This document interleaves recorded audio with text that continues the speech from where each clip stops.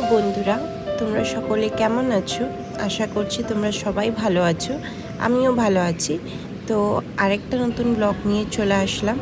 তো আজকে আমরা দেখতেই পাচ্ছ এখানে প্যাকিং করে এখন আমরা দাঁড়িয়ে আছি।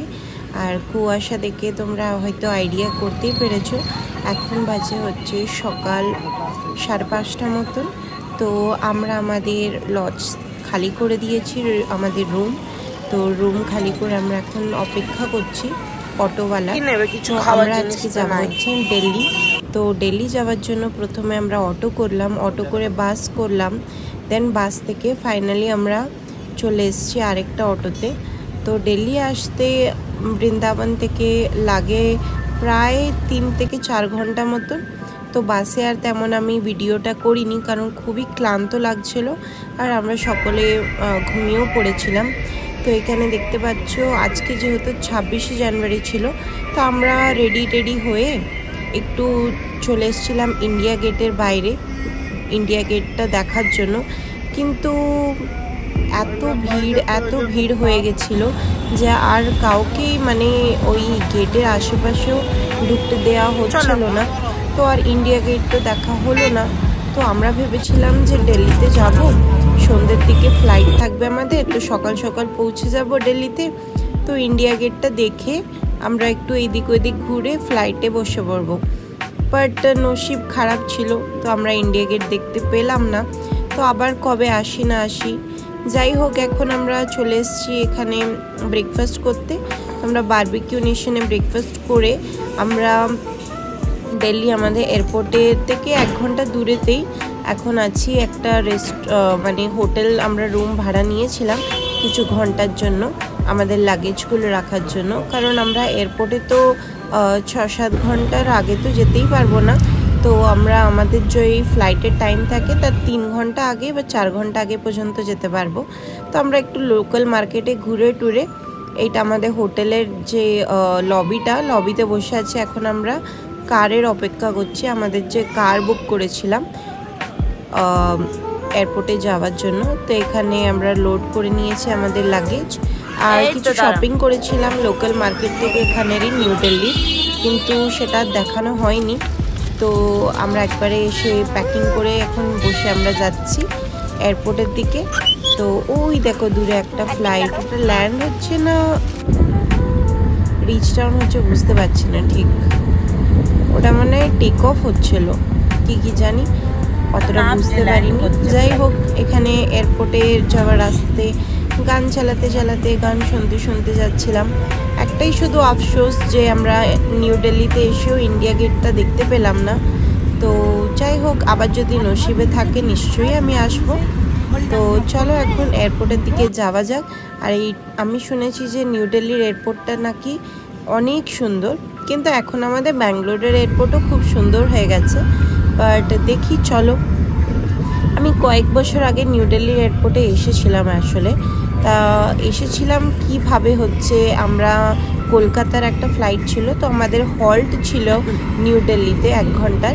তারপর আমরা সেকেন্ড ফ্লাইট ধরে আবার কলকাতা গেছিলাম, ব্যাঙ্গালোর টু দিল্লি, দিল্লি টু কলকাতা গেছিলাম। তো এখন যাই হোক আমরা চেক ইন করে নিয়েছি দেখতেই পাচ্ছ। আর আমার হাজব্যান্ড তো লাগেজ থেকেই মাথা খারাপ করে দিচ্ছে।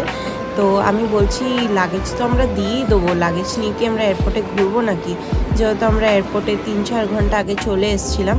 তো আমরা এখানে একটা স্পেশাল চাইল্ড অ্যাসিস্ট্যান্স লাইনে দাঁড়িয়ে আছি, দেখতেই পাচ্ছ স্পেশাল হ্যান্ডলিং। তো যাদের কাছে ছোট বাচ্চা থাকে বা বৃদ্ধ মানুষ আছে, তো তাদের একটা স্পেশাল লাইন থাকে।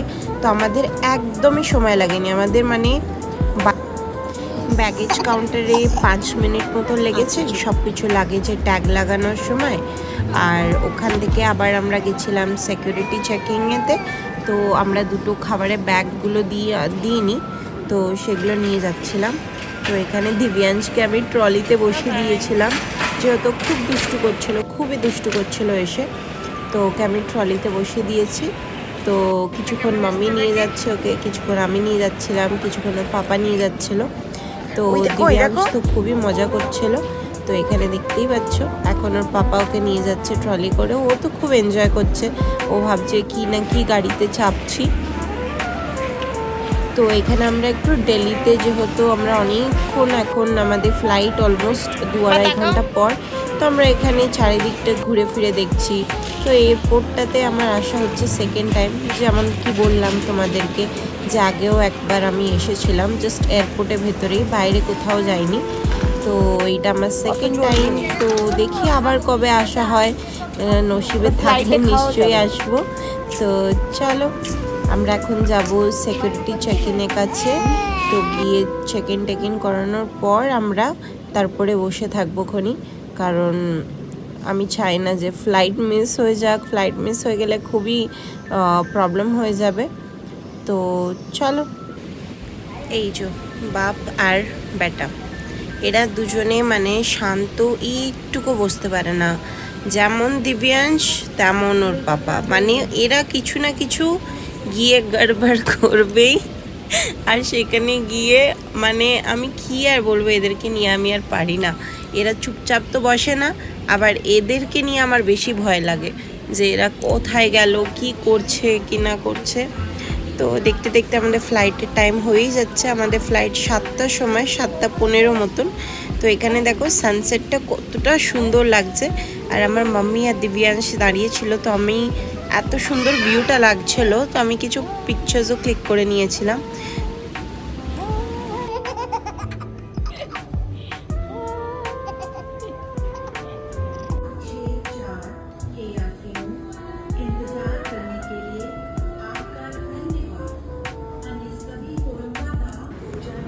হ্যাঁ, তো এখন আমি আর আমার হাজব্যান্ড দেখো এই জিনিসটার মধ্যে টাইম পাস করছি। কি করব, বাচ্চাদের মতন। এবার দেখবে আমার মাম্মিও টাইম পাস করছে।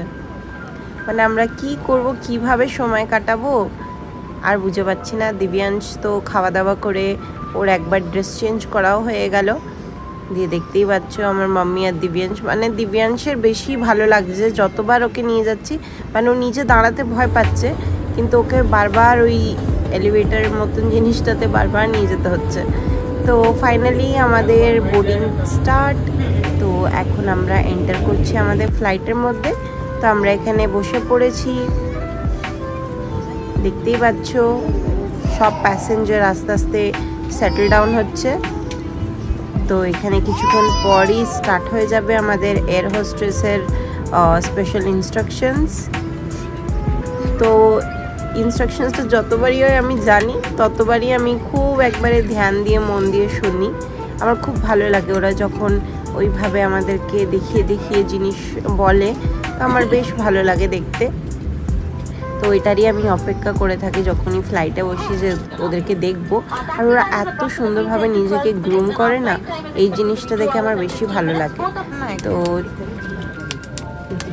এখানে স্পেশাল ইনস্ট্রাকশন তো দিচ্ছেই, কিন্তু আমার পাশে একটা দেখতেই পাচ্ছ ল্যাপটপে একটা মেয়ে কাজ করছে লেফট সাইডেতে। ওর ল্যাপটপটা দেখে আমার টেনশন হচ্ছে যে আমার ছুটি শেষ, মানে আমার 7 দিনের ছুটি নিয়ে আমি বেরিয়েছিলাম, আমার ছুটি শেষ। আবার সেই আমাকে সোমবার মানে 2 দিন পর থেকেই আমাকে আবার কাজে বসতে হবে, আমার আর ভালো লাগছে না।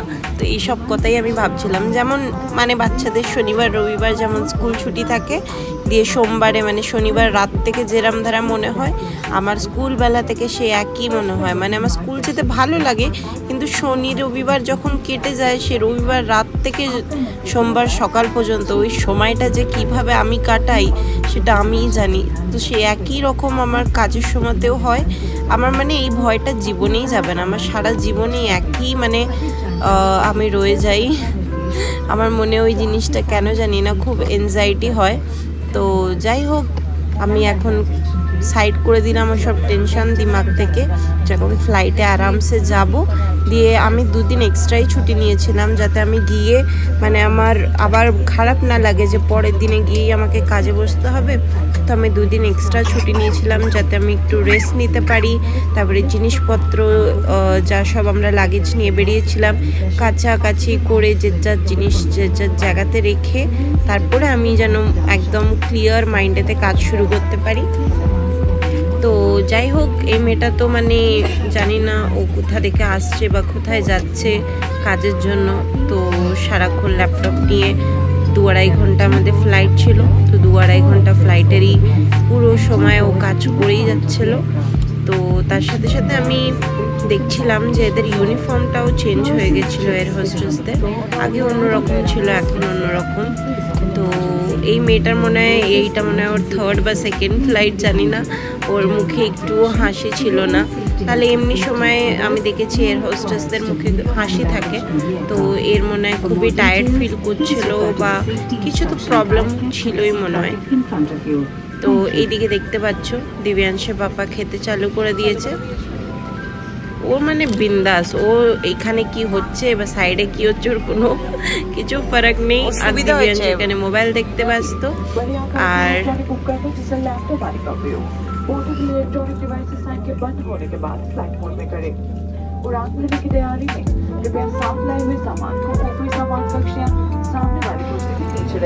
তো আমাদের ফ্লাইট টেক অফ হয়ে গেছে।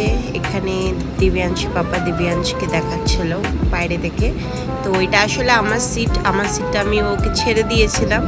তো আমি এই সাইডে বসেছিলাম। তো আমাদেরকে ডিনার দিয়ে দিয়েছিল এখানে। আমরা একটা ভেজ একটা ননভেজ নিয়েছিলাম। তো সাথে সাথে ডেজার্টও ছিল। তো চলো তাহলে আমরা আমাদের ডিনার করে নিই। তো ডিনার করে একটু ফ্লাইটে রেস্ট নিয়ে দেন আমরা ল্যান্ড করে গেছিলাম ব্যাঙ্গালোরে। তো দেখতেই পাচ্ছ রাত 12টা এখন। তো চলো আজকের ব্লগটা এখানেই এন্ড করলাম। আবার দেখা হবে নেক্সট ব্লগেতে। Bye bye.